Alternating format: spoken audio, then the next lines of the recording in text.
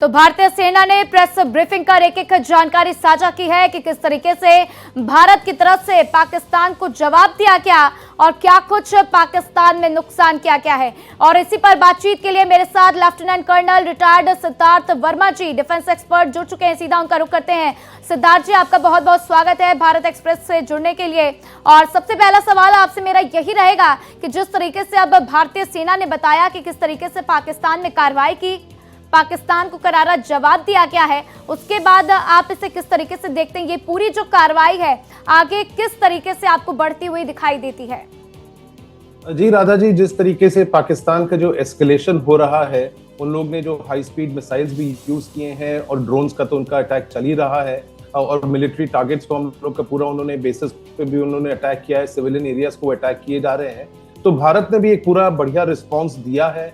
हम लोग ने अपने एयरक्राफ्ट से मिसाइल उनके मिलिट्री साइट्स जहां पे उनके लॉजिस्टिक बेसेस हैं, उनके रडार बेसेस हैं, जहां पे उनके रनवेज हैं, उन सब जगहों को हम लोग ने भी टारगेट जवाबी में किया है, जो अभी एमईए के प्रेस कॉन्फ्रेंस से पूरे उन लोकेशंस को भी बताया गया, जैसे सुकूर हो गया, जैसे सियालकोट का अपना रडार बेस उनका हो गया।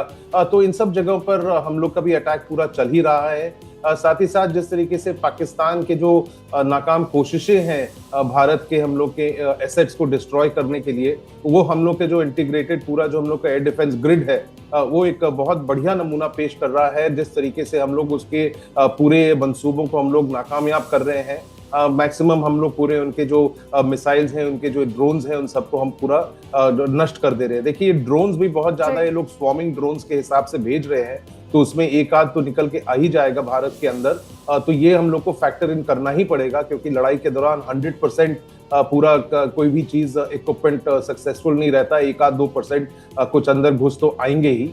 साथ ही साथ जिस तरीके से वो अपने फ्यूल को बचाने की कोशिश कर रहा है, क्योंकि पाकिस्तान के साथ तो पास ना उसके पास फ्यूल है पूरे एयरक्राफ्ट को उसने उड़ाने के लिए, ना उसको एक वॉर सस्टेन करने के लिए उसके पास पूरा पैसा है या रिसोर्सेज है, उसलिए ये सब ये चुटपुटिया हरकतें वो ज्यादा कर रहा है। स्टैंड ऑफ डिस्टेंस से वो अटैक करने की कोशिश कर रहा है, चीपर ड्रोन्स को वो काफी इस्तेमाल कर रहा है। कन्वेंशनल वॉर अभी उस टाइप का उसका शुरू नहीं हुआ है, लेकिन ऑलरेडी जिस तरीके से एमईए के प्रेस ब्रीफिंग में भी बताया गया कि ऑलरेडी उनके जो फोर्सेस हैं वो पूरे बॉर्डर के तरफ तैनात होना, उन लोग की भी मूवमेंट पूरी शुरू हो चुकी है। बिल्कुल सिद्धार्थ जी, क्योंकि भारतीय सेना लगातार डटकर काम कर रही है और एक एक हमले का भारतीय सेना की तरफ से जवाब दिया जा रहा है। लेकिन एक बात भी आपने सही कही, पाकिस्तान के पास पैसा है नहीं, भीख मांग रहा है, खुद ही दूसरों के आगे हाथ फैलाया हुआ पाकिस्तान खड़ा है कि पैसे दे दो। और सभी जानते हैं कि पाकिस्तान को पैसे मिलेंगे तो पाकिस्तान उसका क्या करेगा? वो जाहिर सी बात है कि भारत के खिलाफ आतंकवाद में और साथ ही साथ अपने वेपन्स में ही उसका इस्तेमाल करने वाला है। लेकिन सिद्धार्थ जी, आज ही मार्को रूबियो की तरफ से कहा गया है, अमेरिका की तरफ से फटकार लगाई गई है और कहा गया है कि इस तनाव को कम किया जाए। पाकिस्तान के शहबाज शरीफ से भी बात की गई मार्को रूबियो की तरफ से और उन्होंने कहा है कि जल्द से जल्द इस तनाव को खत्म करना ही बेहतर होगा। लेकिन अगर पाकिस्तान इस बात को नहीं मानता है तो आगे पाकिस्तान के लिए क्या कुछ चुनौती होगी और क्या अंजाम इसका पाकिस्तान को भुगतना पड़ेगा? देखिए, मार्को रूबियो जो बात किए हैं, भारत से भी बात किए, पाकिस्तान से भी बात की, लेकिन सबसे अहम बात यह है कि जब मार्को रूबियो ने पाकिस्तान से बात किया है, उन्होंने जो कल भी उनकी जो बातचीत हुई थी, उसमें उन्होंने एक चीज और कहा पाकिस्तान को, वो था कि वो टेररिस्ट ग्रुप्स को सपोर्ट करना बंद करे। तो ये जो चीज है, टेररिस्ट ग्रुप्स को जो पाकिस्तान उनको फाइनेंस भी करता है, उनको वो पूरा वहां से सपोर्ट भी करता है, उनको इक्विप भी करता है और उनको भारत की नहीं पूरे अंतर्राष्ट्रीय समुदाय में वो पूरा भेजता है सब जगह आतंक फैलाने के लिए। तो ये अमेरिका को भी पता है, अंतर्राष्ट्रीय समुदाय को भी पता है और सब चाह रहे हैं कि पाकिस्तान को एक सबक सीखना बहुत जरूरी है। इसलिए अभी बहुत जोर से उन लोगों को अभी फटकार नहीं लगा है, भारत को चाह रहे हैं। मुझे बिल्कुल सिद्धार्थ जी, आपको रोकना चाहेंगे। इसी वक्त एक बड़ी खबर दिल्ली से इस वक्त की बड़ी खबर, पीएम आवास पर चल रही बैठक खत्म हो गई है। पीएम मोदी और एनएसए अजीत डोभाल की ये मीटिंग हुई और ये बैठक इस वक्त खत्म हो गई है। तो जिस तरीके से भारत और पाकिस्तान के बीच में तनाव बढ़ता जा रहा है, जो फिलहाल हालात हैं उसको लेकर ये बैठक चल रही थी, जिसमें एनएसए अजीत डोभाल पीएम मोदी को तमाम जानकारी साझा कर रहे थे कि फिलहाल क्या कुछ हालात हैं और सीमा पर किस तरीके से भारतीय सेना डटकर सामना करती हुई पाकिस्तान को करारा जवाब दे रही है। तो फिलहाल ये बैठक खत्म हो गई है और मेरे साथ सिद्धार्थ वर्मा जी लगातार बने हुए हैं। सीधा उनका रुख करते हैं। सिद्धार्थ जी, जैसा कि ये बड़ी जानकारी सामने आई है कि फिलहाल ये बैठक खत्म हो गई है। एनएसए अजीत डोभाल जो है तमाम जानकारी पीएम मोदी के साथ उन्होंने साझा की होगी। तो अब इसके बाद क्या लगता है पीएम मोदी की तरफ से क्या कुछ फैसले लिए जा सकते हैं, क्योंकि भले ही ये वॉर नहीं चल रही है लेकिन ये एक्ट ऑफ वॉर से कम भी नहीं है।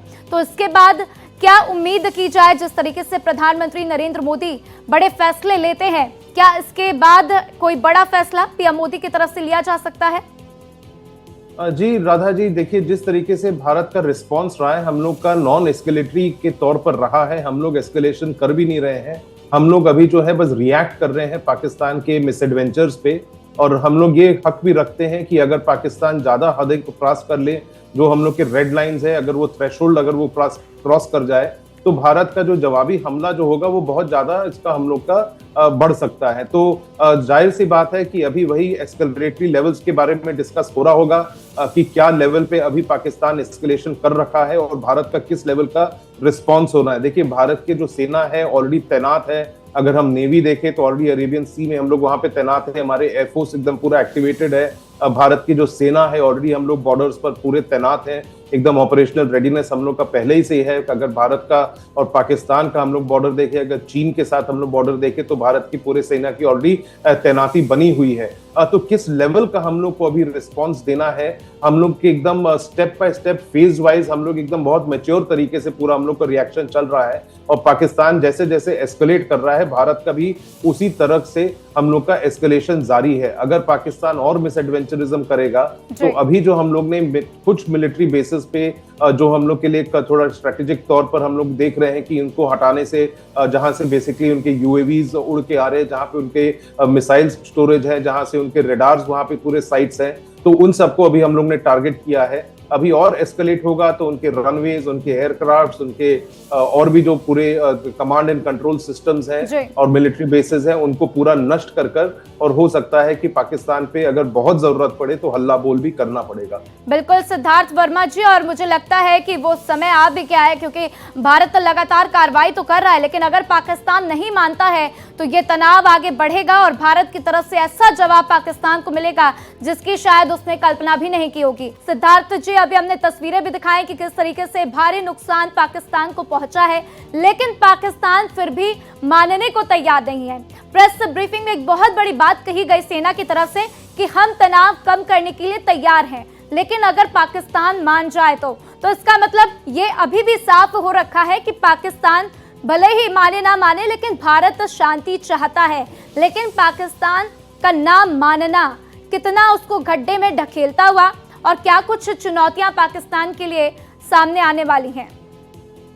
देखिए पाकिस्तान, जैसे हम लोग हर बार बात करते हैं कि हमेशा एक डिनाइल में रहता है, गलत नरेटिव दिखाने की कोशिश करता है, अपने आप को एक बेचारा दिखाने की कोशिश करता है, जैसे कि वो खुद आतंकवाद का शिकार हो, जबकि वही पूरा आतंकवाद को पूरा वहां पे वो पूरा फाइनेंस कर रहा है, पूरा सपोर्ट कर रहा है और पूरा वहां से एक्सपोर्ट कर रहा है। तो पाकिस्तान के जो पॉलिटिशियंस है और पाकिस्तान की जो मिलिट्री है उसमें कोई कोऑर्डिनेशन नहीं है। तो पाकिस्तान के पॉलिटिशियंस को भी एक्चुअली कुछ फीडबैक मिलता नहीं है कि क्या हो रहा है असलियत में, क्योंकि उनके पॉलिटिशियंस को पाकिस्तान मिलिट्री ब्रीफिंग भी नहीं देती है, जिसके वजह से जिस तरीके से वहां पे उन लोग के पूरे मिस इन्फॉर्मेशन का कैंपेन जो वहां से चल रहा है, वो लोग दिखाना नहीं चाह रहे हैं कि किस तरीके से तबाही उनकी वहां पे मची हुई है। लेकिन जैसे आज के तारीख पे सोशल मीडिया और बाकी सब चीजें तो पूरे एक्टिव रहते ही हैं, तो कहीं ना कहीं से वो सब चीजें तो पता चल ही जाता है। बाकी जिस तरीके से आज के तारीख में सैटेलाइट्स पूरे यूज होते हैं, रियल टाइम इंफॉर्मेशन पूरा मिलता है, तो जो अंतर्राष्ट्रीय एजेंसीज हैं वो भी पूरा वेरीफाई कर लेते हैं कि कहाँ पे क्या चीज हुआ है। पाकिस्तान की ये जिस तरीके से एस्केलेटरी कोशिश चल रहा है भारत के खिलाफ, वो लोग बस इसीलिए एस्केलेटरी कोशिश कर पा रहे हैं क्योंकि ये लोग अभी स्टैंड ऑफ डिस्टेंसेस वाले चीजों को, उपकरण को इस्तेमाल कर रहे हैं, या तो मिसाइल्स या तो सस्ते वाले ड्रोन्स। असली अभी लड़ाई में वो लोग, उनकी हिम्मत भी नहीं बन रही है आने के लिए। पाकिस्तान को लग रहा है कि 1-2 दिन तक और अगर वो किसी तरह इसको खींचे, कोई ना कोई कंट्री आके किसी तरीके से पाकिस्तान को नेगोशिएशन टेबल पर लेकर चला जाएगा भारत के साथ, और ये चीजें वो पूरे अंत हो जाएगी।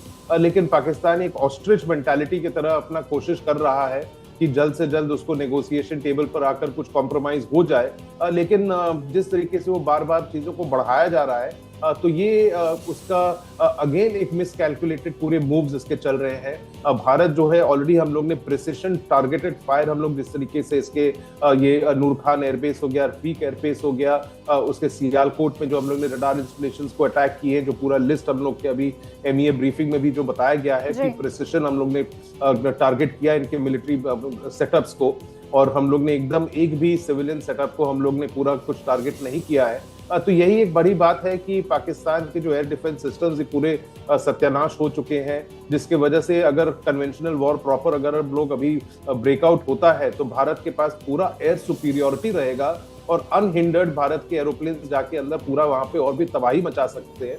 तो पाकिस्तान को ये सब चीजें तो पता है, उसके मिलिट्री को भी पता है, और किसी न किसी तरीके से ये लोग इसको खींचने की कोशिश कर रहे हैं कि जल्द से जल्द कोई ना कोई देश आए और इस चीज को रुकवाने की वो कोशिश करवाए। बिल्कुल सिद्धार्थ जी, क्योंकि देखिए पाकिस्तान को अच्छे से पता है कि वो भारत का सामना नहीं कर सकता, लेकिन फिर भी अपनी बौखलाहट को दिखा रहा है ताकि वो ये दिखा सके कि वो कितना मजबूत है। लेकिन शायद वो ये नहीं जानता कि भारत के आगे वो बिल्कुल भी टिक नहीं सकता है, और यही वजह है कि 48 घंटे ही हुए थे पाकिस्तान को फायरिंग करते हुए कि उसने हाथ फैला दिया और कह दिया कि हमें पैसे चाहिए। लेकिन साथ ही साथ सिद्धार्थ वर्मा जी, जिस तरीके से अब देखा जा रहा है कि नेपाल की तरफ से भारत को समर्थन मिल रहा है, जब नेपाल के प्रधानमंत्री से बात की गई केपी शर्मा ओली से, तो उन्होंने साफ कह दिया है कि हम अपनी मिट्टी का इस्तेमाल नहीं होने देंगे भारत के खिलाफ। ये एक बड़ी कामयाबी है भारत के लिए। देखिए, नेपाल भी ये देख चुका है कि नेपाल अपने आप को एक हिंदू राष्ट्र मानता है, और साथ ही साथ जिस तरीके से आतंकी हमले भी हुए हैं जहां पे धर्म पूछ कर लोगों को मारा गया है कि हिंदू हो या मुसलमान हो, तो भारत के अंदर तो लोग एक कम्युनल डिवाइड और विभाजन करने की तो पाकिस्तान आतंकी और पाकिस्तान के स्टेट मशीनरी और पाकिस्तान के जनरल मुनीर ने कोशिश तो किया ही है। तो ये सब चीजों देखकर नेपाल के भी आंखें तो खुले हैं। नेपाल ट्रेडिशनली भारत के साथ कई सालों से हमेशा भारत के साथ ही खड़ा हुआ है। तो अब अगर उनके स्टेटमेंट्स आ रहे हैं तो अच्छे स्टेटमेंट्स है ये, क्योंकि पाकिस्तान जो है, देखिए, क्योंकि उसकी सेना जो है कन्वेंशनल वॉर भारत के साथ तो जीत नहीं सकती है, तो पाकिस्तान अपने जो दूसरा उसका एसेट है जिसके पीछे और छुपकर उस आड़ में पाकिस्तानी आर्मी लड़ाई लड़ती है, वो है आतंकवादी। और आतंकवादियों को फिर से, वो टेररिस्ट को किसी न किसी तरीके से भारत के अंदर घुसपैठ करने के लिए कोशिश कर रहा है लार्ज नंबर्स में, जिस तरीके से बिल्कुल सिद्धार्थ जी। लेकिन पाकिस्तान को ये भी जानना चाहिए कि वो अपने मंसूबों में कभी भी कामयाब नहीं हो पाएगा। हमारे साथ जानकारी साझा करने के लिए आपका बहुत बहुत शुक्रिया सिद्धार्थ।